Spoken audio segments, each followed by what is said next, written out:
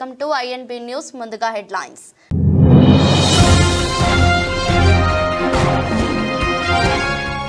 కమలా Harris కు మద్దతుగా Trump విరాళం, సెటైర్లు వేస్తున్న నెటిజన్లు.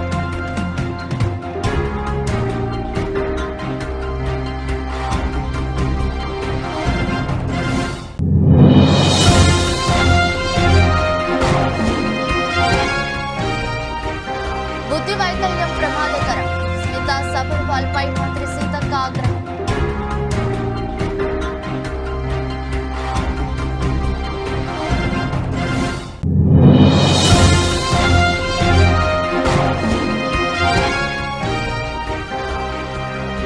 లోక్సభలో బడ్జెట్ ప్రవేశపెట్టిన నిర్మలమ్మ, బడ్జెట్ కు ఆమోదం తెలిపిన కేంద్ర కేబినెట్.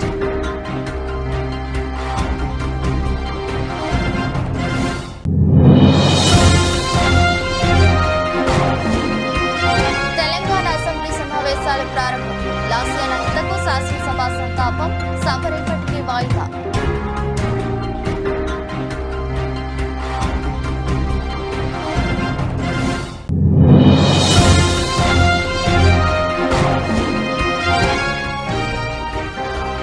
గోదావరి మహోగ్రహం, భద్రాచలం నుంచి నిలిచిన రాకపోకలు.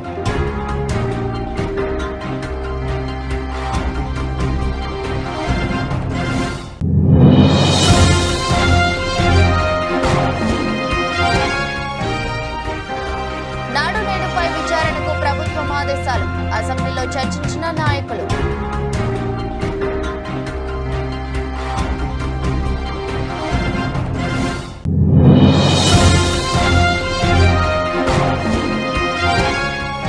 IPL కు రీ-ఎంట్రీ ఇవ్వనున్న రాహుల్ ద్రావిడ్, మెంటర్ పాత్ర పోషించేందుకు రెడీ అవుతున్న ద్రావిడ్.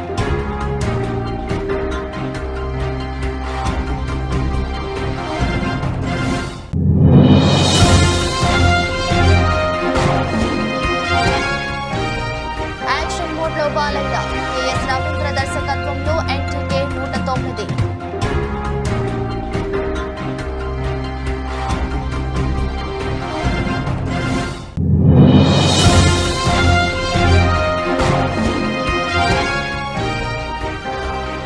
ఫోన్ నెంబర్ అవసరం లేకుండా త్వరలో వాట్సాప్ చాటింగ్, టెస్టింగ్ లో ఉన్న న్యూ ఫీచర్.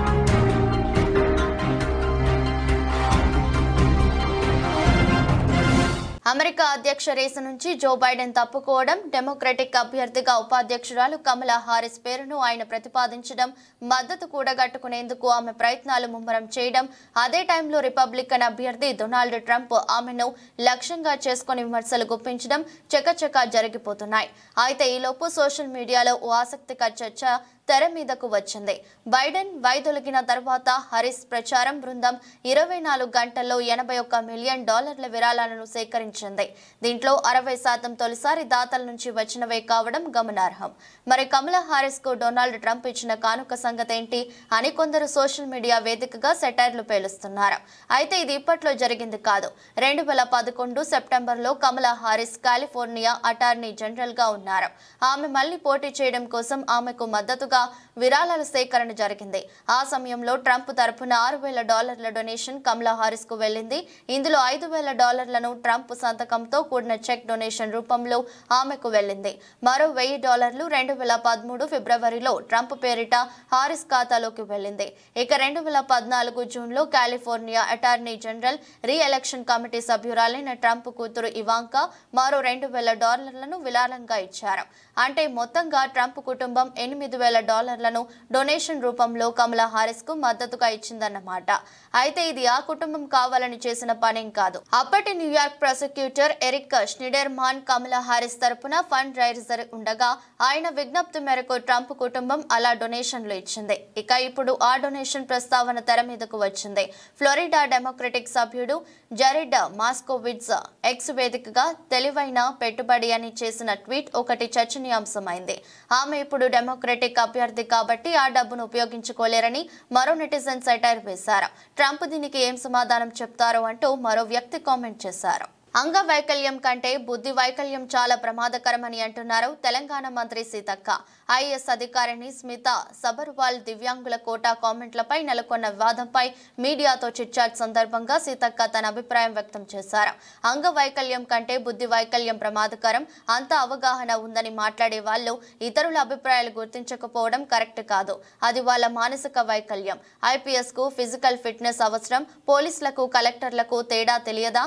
ఒక అధికారి ఉండి ఆమె అలా మాట్లాడటం తప్పు. ఆమె అలా మాట్లాడకుండా ఉండాల్సింది. ఆమె వ్యాఖ్యలు సీఎం దృష్టికి తీసుకెళ్తా అని మంత్రి సీతక్క అన్నారు. ఇదిలా ఉంటే తన ఎక్స్ పోస్ట్ వివాదం కావడంతో ఆమె నిన్న దానికి వివరణ ఇచ్చారు. ఎవరిని కించపరిచే ఉద్దేశం లేదని, తాను తన వ్యాఖ్యలకు కట్టుబడి ఉంటానని అన్నారు ఆమె. ఆపై వివాదం మరింత ముదిరింది. ఆమెపై ఇటు తెలంగాణలో అటు ఏపీలోనూ పిఎస్లలో ఫిర్యాదులు నమోదయ్యాయి. తాజాగా ఆమె సాక్షి టీవీతో ఫోన్ లైన్లోనూ మాట్లాడారు. నేను ఎవరినో కించపరచడానికో లేదంటే కాంట్రవర్సీ కోసమో ఆ వ్యాఖ్యలు చేయలేదు. యూపీఎస్సీలో సంస్కరణలు తీసుకురావడానికి కేంద్రం నుంచి సీనియర్ ఫీల్డ్ వర్కర్ చేసిన అధికారుల అభిప్రాయం తీసుకుంటుంది. రిజర్వేషన్ల అంశంలో నేను నా అభిప్రాయాన్ని మాత్రమే తెలియజేశానని అంటున్నారు.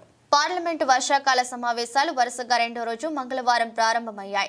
ఇవాళ కేంద్ర ప్రభుత్వం 2024-25 ఆర్థిక సంవత్సరంలో మిగిలిన 8 నెలల కాలానికి వార్షిక బడ్జెట్ను ప్రవేశపెట్టింది.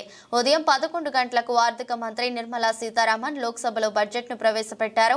సార్వత్రిక ఎన్నికలకు ముందు ఈ ఏడాది ఫిబ్రవరిలో నిర్మలమ్మ తాత్కాలిక బడ్జెట్ ప్రవేశపెట్టిన విషయం తెలిసిందే. ఇక కేంద్రంలో మరోసారి మోదీ ప్రభుత్వం అధికారంలోకి రావడంతో ఇవాళ ప్రస్తుత ఆర్థిక సంవత్సరానికి సంబంధించి పూర్తిస్థాయి బడ్జెట్ ను ప్రవేశపెట్టారు. విద్యా నైపుణ్యాభివృద్ధి కోసం 1,48,000 కోట్లు ఖర్చు చేస్తామని ఆర్థిక మంత్రి నిర్మలా సీతారామన్ అన్నారు. ఉద్యోగాలు కల్పన, నైపుణ్యాభివృద్ధికి రెండో ప్రాధాన్యత ఇస్తున్నామని చెప్పారు. సంఘటిత రంగంలో ఈపీఎఫ్ఓలో నమోదైన కార్మికులకు నెల జీతం ప్రభుత్వం చెల్లిస్తుందని వెల్లడించారు. పార్లమెంట్లో 2024-25 కేంద్ర బడ్జెట్ ను నిర్మలా ప్రవేశపెట్టారు. 9 ప్రధాన అంశాల కారణంగా ఈ బడ్జెట్ తయారైంది. వ్యవసాయంలో ఉత్పాదకత పెంపు, స్వయం సమృద్ధి సాధించడం ప్రధానమని చెప్పారు. వాతావరణ మార్పులకు అనుగుణంగా 9 నూతన వంగడాలు అందుబాటులోకి తీసుకొస్తామని తెలిపారు. ఏపీ రాజధాని అమరావతి అభివృద్ధికి 1,000 కోట్ల ఆర్థిక సాయం ప్రకటించారు. ఏకంగా 15,000 కోట్లు ఆర్థిక సాయం ఇవ్వనున్నట్లు తన బడ్జెట్ ప్రసంగంలో విత్త మంత్రి వెల్లడించారు. అవసరాన్ని బట్టి భవిష్యత్తులో మరిన్ని అదనపు నిధులు అందజేస్తామని తెలిపారు. అదేవిధంగా ఏపీ ప్రజల కలల ప్రాజెక్ట్ అయిన పోలవరం పూర్తి చేయడానికి కూడా అన్ని విధాల సాయం చేస్తామని ఆర్థిక మంత్రి స్పష్టం చేశారు. హైదరాబాద్ బెంగళూరు పారిశ్రామిక కారిడార్ అభివృద్ధికి ప్రత్యేక నిధులు ఇవ్వనున్నట్లు పేర్కొన్నారు. గృహ నిర్మాణానికి 2.2 లక్షల కోట్లు కేటాయించారు. వచ్చే 5 ఏళ్లలో అర్బన్ హౌసింగ్ కోసం ఈ మొత్తాన్ని ఖర్చు చేస్తామని తెలిపారు. ఇక గ్రామీణ అభివృద్ధికి 2.26 లక్షల కోట్లు కేటాయించారు. ముద్రా రుణాలను 10 లక్షల నుంచి 20 లక్షలకు పెంచారు. మౌలిక సదుపాయాల కల్పనకు బడ్జెట్లో మరోసారి పెద్దపీట వేశారు. ఇన్ఫ్రాస్ట్రక్చర్ కోసం బడ్జెట్లో 11.11 లక్షల కోట్లు కేటాయించారు. ఇది జీడీపీలో 3.4% సమానమని చెప్పారు. అదేవిధంగా చిన్న మధ్య తరహా పరిశ్రమల అభివృద్ధికి తాము ఆర్థిక సాయం చేస్తామని నిర్మలా సీతారామన్ తెలిపారు. ఎంఎస్ఎంఈ క్లస్టర్లు, నూతన సిడ్బీ బ్యాంక్ బ్రాంచీలు ఏర్పాటు చేస్తామని చెప్పారు. ఎగుమతుల సేవల కోసం ప్రత్యేక ప్లాట్ఫామ్ ఏర్పాటు చేయనున్నట్లు వెల్లడించారు.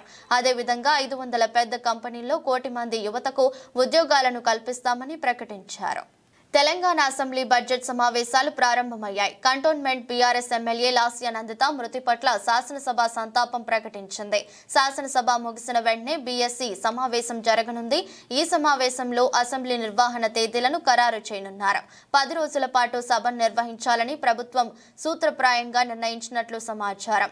సభ ఉదయం 11 గంటలకు ప్రారంభం కాగా లాస్య నందిత మృతి పట్ల సీఎం రేవంత్ రెడ్డి సంతాప తీర్మానం ప్రవేశపెట్టారు. ఈ సందర్భంగా లాస్య నందిత సేవలను, ఆమె తండ్రి సాయన్న సేవలను రేవంత్ రెడ్డి గుర్తు చేసుకున్నారు. అనంతరం శాసనసభ వ్యవహారాల మంత్రి శ్రీధర్ బాబు, రవాణా శాఖ మంత్రి పొన్నం ప్రభాకర్, ఎమ్మెల్యేలు కేటీఆర్, తలసాని శ్రీనివాస్ యాదవ్, సునీత లక్ష్మారెడ్డి, ముఠా గోపాల్, రాజశేఖర్ రెడ్డి, కేపీ వివేకానంద్ గౌడ్, కూనంనేని సాంబశివరావు, ఏలేటి మహేశ్వర్ రెడ్డి, పాయల్ శంకర్, మక్కాన్ సింగ్, రాజ్ ఠాకూర్, శ్రీ గణేష్ లాస్య నందిత మృతి పట్ల సంతాపం ప్రకటిస్తూ సీఎం రేవంత్ రెడ్డి తీర్మానాన్ని బలపరిచారు. అధ్యక్ష, తమరి అనుమతితో ఈ సంతాప తీర్మానాన్ని ప్రవేశపెడుతున్నాను. తెలంగాణ శాసనసభ సభ్యురాలు కుమారి లాస్య నందిత సాయన్న గారి మృతి పట్ల ఈ సభ తన తీవ్ర సంతాపాన్ని వ్యక్తం చేస్తూ శోకార్తులైన వారి కుటుంబ సభ్యులకు ప్రగాఢ సానుభూతిని తెలియజేస్తున్నది. అధ్యక్ష, 23/2/2024 నాడు సికింద్రాబాద్ కంటోన్మెంట్ శాసనసభ్యురాలు కుమారి లాస్యనందిత సాయన్న గారి ఆకస్మిక మరణం పట్ల ఈ సభ తీవ్ర సంతాపాన్ని వ్యక్తం చేసింది. ఇలాంటి బాధాకరమైన తీర్మానం నేను ప్రవేశపెట్టాల్సి వచ్చినందుకు నేను చింతిస్తున్నాను. కుమారి లాస్యనందిత సాయన్న గారి నాన్నగారైన కీర్తిశేషులు సాయన్న గారు నాకు అత్యంత సన్నిహితులు, ఆప్తులు. చాలా సంవత్సరాలు మేము కలిసి ప్రజాప్రతినిధులుగా ప్రజాక్షేత్రంలో పనిచేయడం జరిగింది. సాయన్న గారు అత్యంత సామాన్యమైన కుటుంబంలో 1951 వల్లభానగర్ నిజామాబాద్ జిల్లాలో జన్మించి కష్టపడి వారు 5 సార్లు శాసనసభ్యుడిగా, ప్రజా జీవితంలో కంటోన్మెంట్ బోర్డు మెంబర్గా, కంటోన్మెంట్ ప్రాంత ప్రజా సమస్యల పరిష్కారంలో వారు ఎనలేని కృషి చేసిండ్రు. వారు సిట్టింగ్ శాసనసభ్యుడిగా ఉన్నప్పుడే ప్రజా జీవితంలోనే వారు మరణించడం జరిగింది. ఆ తర్వాత వారిచ్చిన వారసత్వాన్ని, వారు నెరవేర్చాల్సిన బాధ్యతలను, వారిని అభిమానించిన ప్రజల కోసం కుమారి లాస్యనందిత కూడా భద్రాచలం వద్ద గోదావరి నది మహా ఉగ్రరూపం దాల్చింది. ఎగువ ప్రాంతాల నుంచి భారీగా వరద వస్తుండటంతో నదీ ప్రవాహం కాంరేపి పెరుగుతున్నది. మంగళవారం ఉదయం 8 గంటలకు నదీ ప్రవాహం 51.60 అడుగుల స్థాయికి చేరుకుంది. దీంతో అధికారులు రెండో ప్రమాద హెచ్చరికను కొనసాగిస్తున్నారు. 53 అడుగులకు చేరితే మూడో ప్రమాద హెచ్చరిక జారీ చేయనున్నారు. రామయ్య పాదల చెంత నది ఉధృతంగా ప్రవహిస్తుండటంతో వరద నీరు కరకట్ట పనుల వద్దకు చేరింది. భద్రాచలం పట్టణంలోని కొత్త కాలనీలోకి క్రమంగా వరద నీరు చేరుతుంది. భద్రాచలం కూనవరం రోడ్డుపైకి వరద నీరు చేరింది. దీంతో భద్రాచలం నుంచి విలీన మండలాలకు వాహనాల రాకపోకలు నిలిచిపోయాయి. భద్రాచలం శివారులు ఛత్తీస్గఢ్, ఒడిశా, ఆంధ్రప్రదేశ్ వెళ్లే వాహనాలు వందల సంఖ్యలో ఆగిపోయాయి. ఒక దుమ్ముగూడెం మండలం తూరబాక వద్ద రోడ్డుపై నీరు ప్రవహిస్తుండటంతో దుమ్ముగూడెం చర్ల వెళ్లే రహదారులు రాకపోకలకు అంతరాయం ఏర్పడింది. ముందు జాగ్రత్త చర్యగా లోతట్టు ప్రాంతాల ప్రజలను అధికారులు పునరావాస కేంద్రాలకు తరలించారు. నాడు నేడుపై విచారణకు ప్రభుత్వం ఆదేశాలు జారీ చేసింది. ఎక్కడ ఏం జరిగిందో తెలుసుకోవాలంటే విచారణ అవసరం అంటుంది విద్యాశాఖ మంత్రి నారా లోకేష్ అన్నారు. వచ్చే విద్యా సంవత్సరం నాటికి స్కూల్స్ అన్నిటిలో ఉపాధ్యాయులు ఉంటారన్నారు. 117 జీవోపై కూడా త్వరలో నిర్ణయం తీసుకుంటామన్నారు. పాఠశాలల్లో విద్యార్థులు తగ్గిన అంశంపై కూడా విచారణ చేస్తామన్నారు. అసెంబ్లీలో ప్రశ్నోత్తరాలు ప్రారంభమయ్యాయి. నాడు నేడు కార్యక్రమంలో పాఠశాలల ఆధునీకరణపై తాడికొండ ఎమ్మెల్యే తెనాలి శ్రవణ్ కుమార్ ప్రశ్న అడిగారు. అనేక పాఠశాలల్లో నాసిరకం పనులు చేశారని, అనేక పనుల్లో అవకతవకలు జరిగాయని బహిరంగంగానే చెప్పారన్నారు. సీఎం చంద్రబాబు నాయుడు ప్రారంభించిన పి గన్నవరం పాఠశాలలో చేపట్టిన పనుల్లోనే అవకతవకలు జరిగాయని, ఈ విషయాన్ని సాక్షాత్తు విద్యాశాఖ ప్రిన్సిపల్ సెక్రటరీ రాజశేఖర్ స్వయంగా చెప్పారన్నారు. నాడు నేడు పనుల్లో దోపిడీ జరిగిందని, గుంటూరు జిల్లాలో నిధులు ఇవ్వకుండా పనులు చేపట్టారన్నారు. సరైన ప్లే గ్రౌండ్స్ స్కూల్లో లేవని, ఉన్న పిల్లలకి సరైన సౌకర్యాలు లేవని ఉండి ఎమ్మెల్యే రఘురామకృష్ణంరాజు తెలిపారు. ప్రజల ప్రాంగణాన్ని శుభ్రం చేస్తున్నారన్నారు.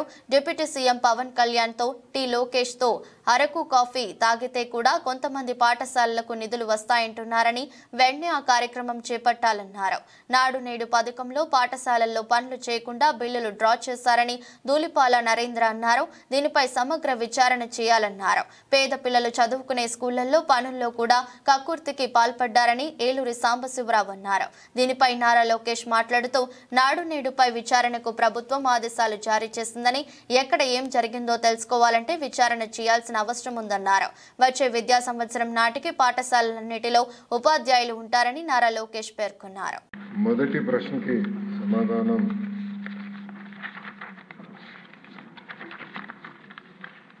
మొదటి విడత కింద 15,713 పాఠశాలల్లో ఈ కార్యక్రమం చేపట్టడం జరిగింది. కానీ మొదటి విడత పూర్తి చేసడానికి ఇంకొక 880 కోట్ల 39 లక్షల రూపాయలు అవసరం ఉంది. రెండో విడత కింద 22,311 పాఠశాలలో పనులు చేపట్టడం జరిగింది. కానీ ఇది కూడా పూర్తి చేసేదానికి 3,907.75 కోట్ల రూపాయలు అవసరం ఉంది. మూడో విడత కింద 14,845 పాఠశాలల్లో ఎలాంటి పనులు ప్రారంభించలేదు. ఆ పాఠశాలలో ఈ కార్యక్రమం పూర్తి చేసేదానికి 3,088 కోట్ల రూపాయలు అవసరం ఉంది. రెండో ప్రశ్న వివరాలు. నిధులు కేటాయింపులు ఖర్చులు ఎనెక్షర్ 1లో అధ్యక్ష ఓవరాల్ రాష్ట్రంలో 88 ప్రభుత్వ పాలిటెక్నిక్లు ఉన్నాయి, 174 ప్రైవేట్ పాలిటెక్నిక్లు ఉన్నాయి అధ్యక్ష. అడ్మిషన్స్ కానీ ఒక్కసారి చూస్తే ప్రభుత్వ పాలిటెక్నిక్లో 61% అధ్యక్ష, ప్రైవేట్లో 40% అధ్యక్ష. ఇంకో పక్కన అధ్యక్ష మీరు చూస్తే పాలిటెక్నిక్స్కి వచ్చే గల తెలుగుదేశం పార్టీ అధికారంలో ఉన్న రోజులు మినిమం 80% ఉండేది అడ్మిషన్. టీమిండియా మాజీ కోచ్ రాహుల్ ద్రావిడ్ ఇప్పుడు మళ్లీ ఐపీఎల్ పై కన్నేసినట్లు తెలుస్తోంది. భారత సీనియర్ క్రికెట్ జట్టుకు కోచింగ్ బాధ్యతల నుంచి ఇటీవల తప్పుకున్న రాహుల్ ద్రావిడ్ ఇప్పుడు ఐపీఎల్లో మెంటర్ పాత్ర పోషించేందుకు రెడీ అవుతున్నట్లు తెలిసిందే. కోల్కతా నైట్ రైడర్స్ ఫ్రాంచైజీతో జత కలిసేందుకు ద్రావిడ్ ఆసక్తిగా ఉన్నట్లు తొలుత వార్తలు వ్యాపించాయి. గంభీర్ స్థానంలో ద్రావిడ్ బాధ్యతలు నిర్వహిస్తున్నట్లు భావించారు. కానీ ఆ జట్టుతో కలిసేందుకు రాహుల్ ద్రావిడ్ ఇంట్రెస్టింగ్ గా లేనట్లు తెలుస్తోంది.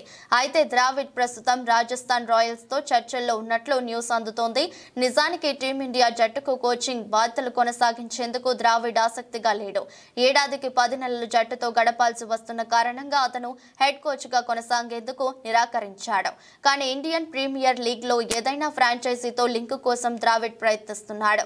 ఐపీఎల్ అయితే కేవలం 2 లేదా 3 నెలలు సరిపోతుందని ద్రావిడ్ అంచనా వేస్తున్నట్లు తెలుస్తోంది. గతంలోనూ ఐపీఎల్ జట్లకు మెంటర్ గా కోచ్ గా ద్రావిడ్ చేశాడు.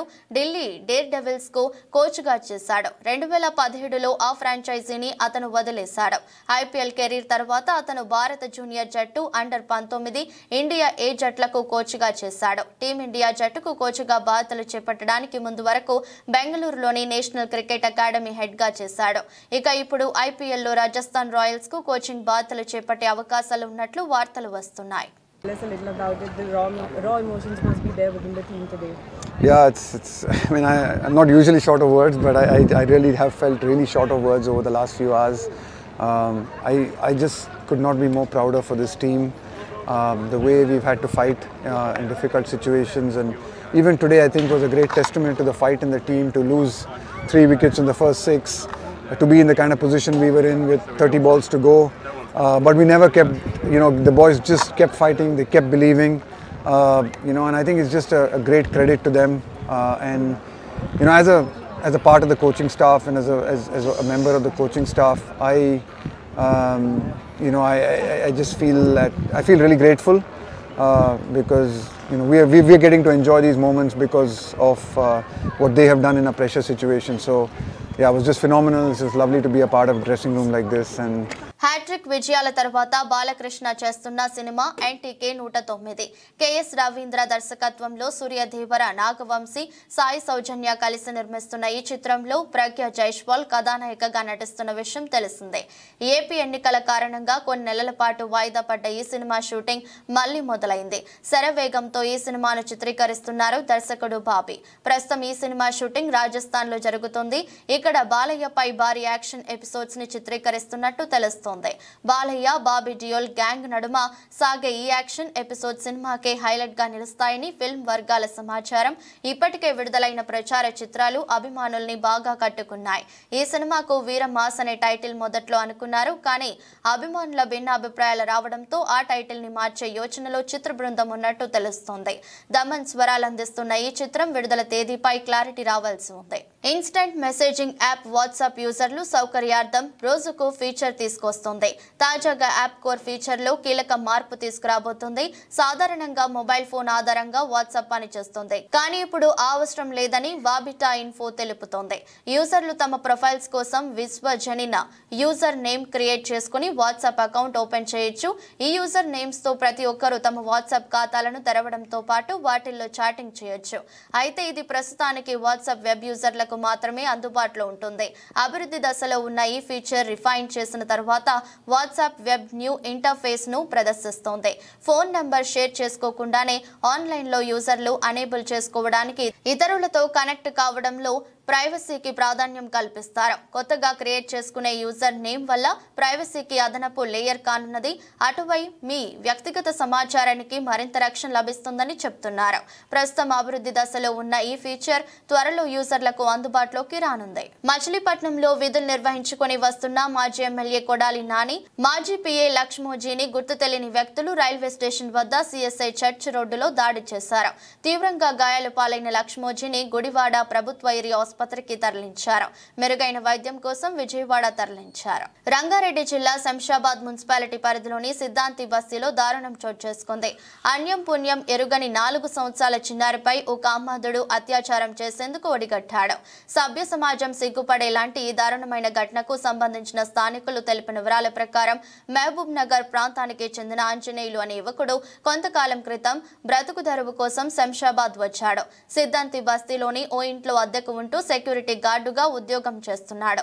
అయితే ఇతడు ఉంటున్న భవనంలోనే చిన్నారి తల్లిదండ్రులు అద్దెకు ఉంటున్నారు.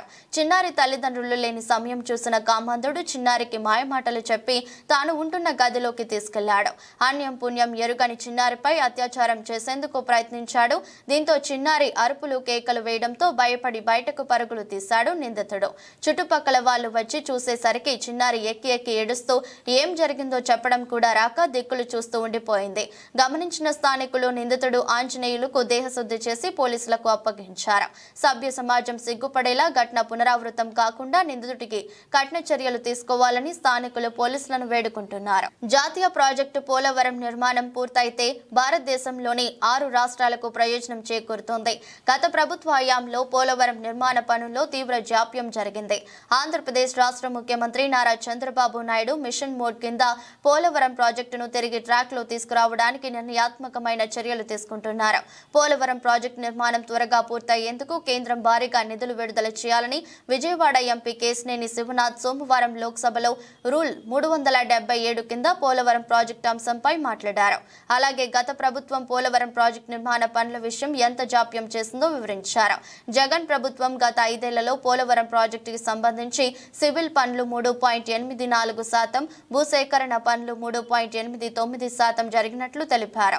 2014-19 మధ్య టీడీపీ ప్రభుత్వ హయాంలో పోలవరం ప్రాజెక్టు నిర్మాణానికి సంబంధించి సివిల్ పనులు 71.93%, భూసేకరణ పునరావాసం 18.66% పూర్తి చేసినట్లు తెలియజేశారు. రాష్ట్ర ముఖ్యమంత్రి నారా చంద్రబాబు నాయుడు గాడి తప్పిన పోలవరం నిర్మాణ పనులు గాడిలో పెట్టేందుకు ప్రతి సోమవారాన్ని పోలవరం డేగా ప్రకటించినట్లు చెప్పారు. పోలవరం నిర్మాణ పనులు వేగవంతంగా జరిగేందుకు సకాలంలో పూర్తి చేసే విధంగా ప్రతి సోమవారం సమీక్ష చేస్తారని వివరించారు. माननीय श्री केशीनेनी शिवनाथ जी. Thank you, madam. I represent from Vijayawada Parliament of Andhra Pradesh. The Polavaram irrigation project is a true national project that will benefit 6 states in India. This project witnessed remarkable progress under the leadership of Chandrababu Naidu. By 2019, an impressive 71.93% of civil works and 18.66% of land acquisition and resettlement has been completed. However, from 2019 until May 2024, during the tenure of previous government in Andhra Pradesh, only 3.84% of civil works and 3.89% of land acquisition tasks were accomplished.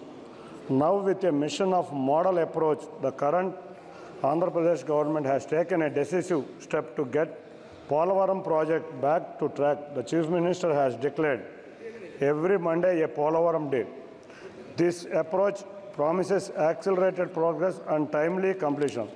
Thus, we earnestly urge Medchal జిల్లా Dammaiguda municipal కార్యాలయంలో ACB దాడిలో 50,000 రూపాయలు లంచం తీసుకుంటుండగా red handed గా municipal commissioner రాజమల్లయ్యని పట్టుకున్నామని ACB అధికారులు తెలిపారు. హైమద్గూడ చెందిన వ్యక్తి భవన్ నిర్మాణంకై మున్సిపల్ కమిషనర్ కు సంప్రదించగా బాధితుడు చెప్పిన వివరాల ప్రకారం భవన్ నిర్మాణంకై 60,000 అడిగాడని 50,000 రూపాయలకి ఒప్పందం కుదిరిందని మొదట 20,000 రూపాయలు ఇచ్చానని మిగతా 30,000 రూపాయలు మున్సిపల్ కమిషనర్ రాజమల్లయ్యకు ఇస్తుండగా రెడ్ హ్యాండెడ్ గా పట్టుకుని మున్సిపల్ కార్యాలయంలో సోదాలు నిర్వహించారు ఏసీబీ అధికారులు. ఏఎస్పీ రంగారెడ్డి రేంజ్ అయితే దీంట్లో సుదర్శన్ గారు అని చెప్పేసి అహ్మద్ నగర్ మిశ్రా మండల్లో ఉంటారు. ఆయన ఒక కంప్లైంట్ చేయడం జరిగిందండి. ఆయనకి వాళ్ళ నేబర్ ఒక అతను ఉన్నాడు. వాళ్ళకి మధ్యలో ఒకటి ల్యాండ్ డిస్ప్యూట్ జరుగుతుంది. ఆల్మోస్ట్ ఒక 3 గుంటల ల్యాండ్ గురించి వాళ్ళకి డిస్ప్యూట్ జరుగుతుందని కంప్లైంట్ తెలిపినాడు. అయితే ఇందులో భాగంగా వీళ్ళిద్దరి మధ్యలో ఉన్న డిస్ప్యూట్లో భాగంగా వాళ్ళ నేబర్ ఎవరైతే ఉన్నారో ఆ నేబర్ ఒక ల్యాండ్ కాంపౌండ్ వాల్ని వీళ్ళ ల్యాండ్లో కట్టినాడని చెప్పేసి ఆ ల్యాండ్లో ఏదైతే కట్టినాడో అది గవర్నమెంట్ ల్యాండ్ అని చెప్పేసి ఈ యొక్క కంప్లైంట్ రాజమల్లయ్య మున్సిపల్ కమిషనర్ గారిని అప్రోచ్ చేయడం జరిగింది. ఆయనకు ఫిర్యాదు చేశారు అనమాట. సో ఆ ఫిర్యాదుని బేస్ చేసుకొని ఇతను వెరిఫై చేసుకున్న తర్వాత ఆ యొక్క కాంపౌండ్ వాల్ ఏదైతే ఉందో దాన్ని డిస్మాంటిల్ చేయడం జరిగింది. అయితే ఆ డిస్మాంటిల్ చేసిన తర్వాత మళ్ళీ అతని నైబర్ ఏం చేసినాడంటే ఒకటి మళ్ళీ రీకన్స్ట్రక్ట్ చేసి మళ్ళీ స్టేటస్ కో అనే ఆర్డర్ ఒకటి తీసుకొని నాట్ టు డిస్మాంటిల్ అనే order junior civil judge court నుంచి తెచ్చుకున్న తర్వాత ఆర్డర్ని కాకినాడ జిల్లా పుదుచ్చేరి యానంలో ఒక పక్క గోదావరి నీటి మట్టం పెరుగుతున్నప్పటికీ మరోపక్క పర్యాటకులు సందర్శకులకు అనుమతి ఇచ్చిన యానం ప్రభుత్వ అధికారులు. గోదావరి నదికి ఒక పక్క వరద నీరు వరద రూపంలో వస్తుంది. మరోపక్క పులస చేపల సందడి అమ్మకం జోరుగా సాగుతుంది. సుమారు 6,000 నుంచి 10,000 రూపాయల వరకు ఒక చేప ఖరీదు పలుకుతుంది. ఈ వరదల వలన తినడానికి తిండి లేక ఇబ్బందులు పడుతున్న మత్స్యకారులను యానం ప్రభుత్వం ఆదుకోవాలని కొందరు మత్స్యకారులు తెలియజేశారు. వరదలు ఇబ్బందులు కారణంగా వేటకు వెళ్లలేని పరిస్థితులలో ప్రభుత్వం సదుపాయాలు కల్పించాలని మత్స్యకారులు విన్నవించుకున్నారు. ఈ సంవత్సరానికి వస్తాయండి. అంటే గోదావరి చేపలు మురికికే సంవత్సరానికి వస్తుంది. పులుసులమ్మైనా సరే పులుసులు కొనాలని చెప్తారు కదా. పెద్దలు చేప తింటారండి. పులుసులమ్మైనా పులుసు కూర వండుకుంటా ఉంటారు. వార్తలు ముగించే ముందు మరోసారి హెడ్లైన్స్.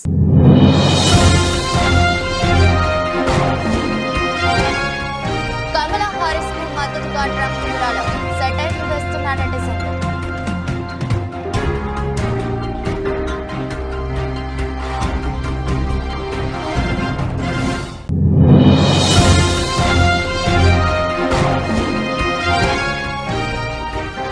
బుద్ధి వైకల్యం ప్రమాదకరం. సబర్వాల్పై మంత్రి సీతక్క ఆగ్రహం.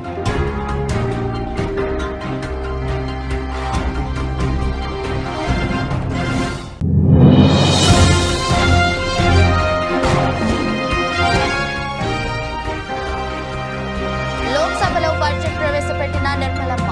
బడ్జెట్ కు ఆమోదం తెలిపిన కేంద్ర కేబినెట్.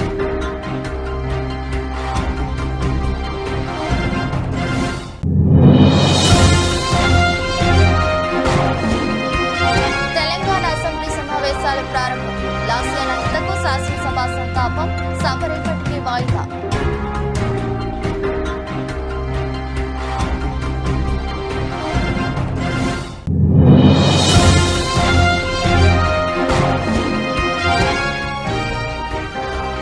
గోదావరి మహోగ్రహం. భద్రాచలం నుంచి నిలిచిన రాకపోకలు.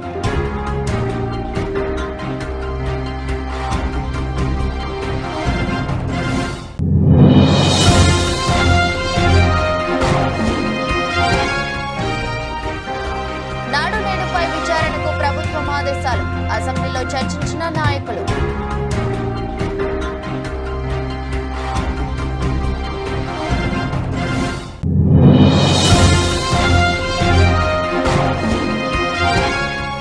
ఐపీఎల్ కు రీ-ఎంట్రీ ఇవ్వనున్న రాహుల్ ద్రావిడ్.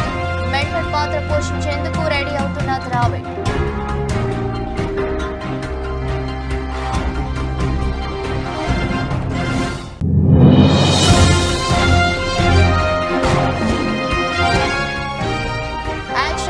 బాలయ్య.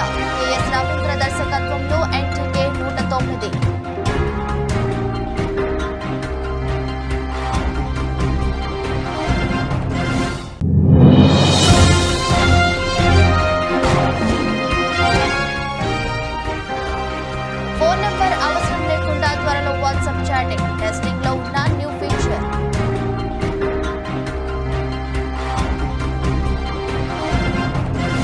ఇది రోజు బులెటిన్. మరో బులెటిన్లో మళ్ళీ కలుద్దాం. అంతవరకు సెలవు. నమస్కారం.